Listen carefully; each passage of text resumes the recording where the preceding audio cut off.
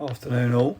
So some stats have been released on the top 10 countries that are claiming asylum, or the top 10 nationalities of people claiming asylum in the UK over the last 3 years. This covers 2022, 2023 and 2024. Let me just run you through these top 10 nations and just see what your thoughts generally are.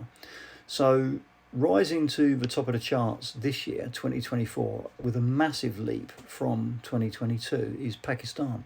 So the highest number of claimants for asylum this year or last year, 2024, is Pakistani people, with what looks like from this chart probably about 10,500 people claiming asylum from Pakistan. Of those 10,500, 53% were actually granted those claims, so were allowed to stay. Second in the charts is Afghanistan. Afghanistan in 22 and 23 was the highest, but that's actually dropped, and that's now in second place. And 53% of claimants for Afghanistan were also granted asylum. Third place on the list is Iran. Iran was one of the top ones back in 22.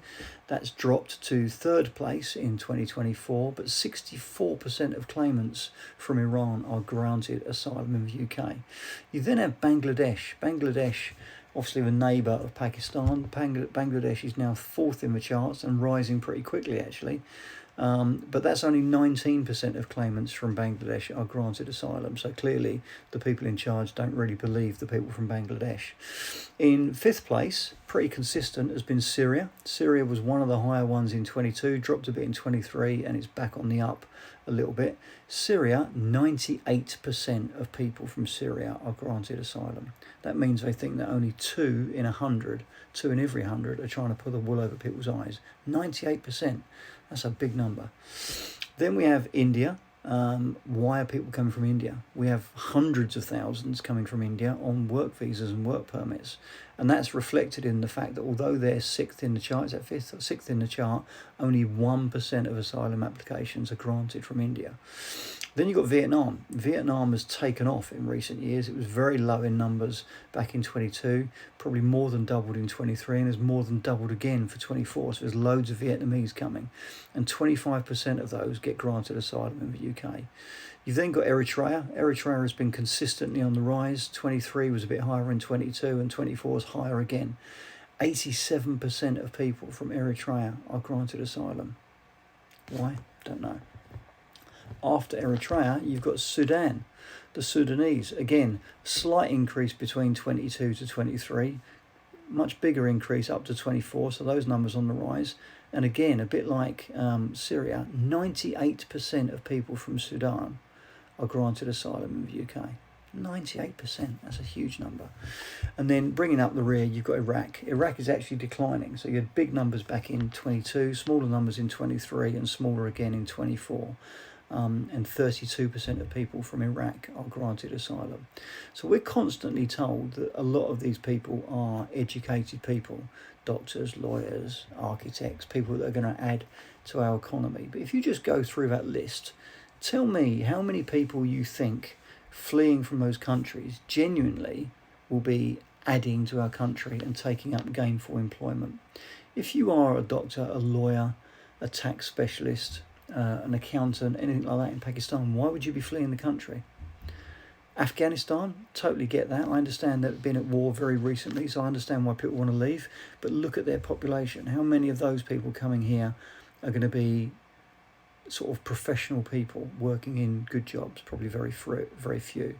Iran is actually a reasonably well-educated population, and again, I totally understand them wanting to escape the mad mullahs of Iran, so I've got some sympathy for them. Bangladesh, really? Is that a really highly educated populace? They do have good doctors, some good lawyers, etc., etc., but why would they be fleeing Bangladesh if they've got decent jobs there? They're not going to be the ones coming, are they? Syria was at war, and I would imagine the numbers are now going back up again, because again, you've got the mad mullahs in charge, killing Christians, killing people willy-nilly, so those numbers are going to increase. India, as I say, very few are getting granted asylum, because why would they? Vietnam, don't know a huge amount about Vietnam. I would imagine in the cities you've probably got some well-educated populace, but I would imagine the people fleeing all the way from Vietnam, literally crossing half the world to get to the UK, are probably going to be the people that end up working in nail salons rather than people that end up working in surgery. Eritrea and Sudan, Eastern Africa, really? Do we really expect to get lots of very well-educated people coming here from there? Probably not. And Iraq seems to be sort of calmed down a little bit the last few years, which is why the numbers are dropping. But again, do we really want the people coming in that are fleeing here? So if you look at all those countries, how many of them are going to really add to Britain? How many of them are going to make it a better place? Small percentages, I would think. And why is Pakistan and Bangladesh on the rise so much? When they are, yes, they have poverty. They've got a lot of huge numbers of poor people living in those countries. But are they at war? Have they got civil strife? Have they really got a genuine reason to flee their country and come to the UK? I would say not. So why are 53% of applications from Pakistan being granted asylum? Are they all gay? Is that what they're all arguing?